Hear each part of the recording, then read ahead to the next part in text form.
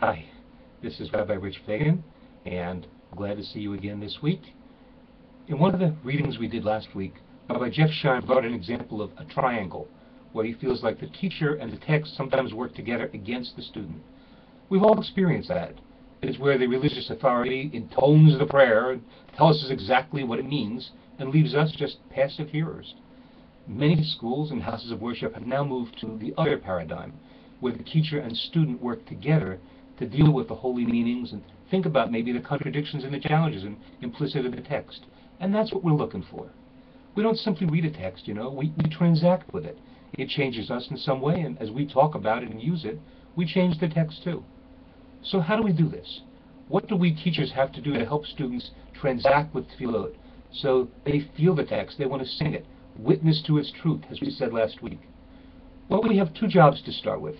First, we have to know what the text is really about. We have to allow the text to speak on its own terms, to hear it and understand it. And then we personalize it and we make it ours. Think about the famous phrase so often repeated in our prayers, our God and God of our ancestors.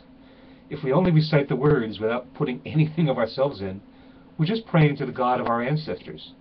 But if it's only our own words, our own ideas, with no reference at all to our tradition, well, then we're speaking to our God and the God of our ancestors, missing. This week, we'll look at some practical strategies to do these things, to understand and to personalize. Some of these ideas may be familiar. They're used in secular education today, and I'm sure can be and should be applied to our text too.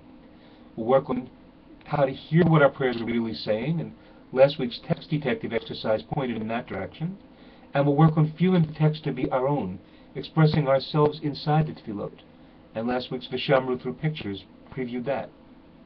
And finally, we'll move to the other side. Once we understand and feel the prayers to be ours in some way, how do you create a prayerful environment, a way that prayer really takes off, to appreciate the wow moments when they happen, and pray comfortably in the ordinary moments when the feeling of being uplifted is, well, gentler if at all.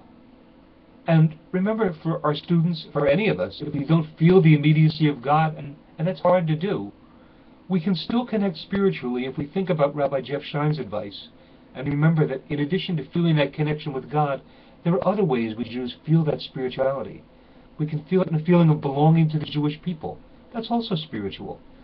And being imbued with Jewish ethical and religious values can be spiritual too. We can get those same spiritual goosebumps that way. And that actually may be an easier way in for some of our students, though at the same time we're still reaching for that connection with God. So I'll be offering you a variety of strategies this week, quite a number of them. Even if you don't read them all, at least take a brief look at each one. See what it is. Think about whether you might like to try it. Think about maybe this is something at another time you'd like to look at. Since we'll be concentrating on practical ideas, our assignment will be to pick a couple strategies from among those that are presented that you feel might really work well with your class, and then plan out how you would adapt them, how you would use them, lesson planning. And for those of you who actually want to try something out with a real class, well, I hope you share how it goes. I hope what we offer this week will be practical, and again, thank you for learning with us, and I look forward to our further collaboration. Have a good week.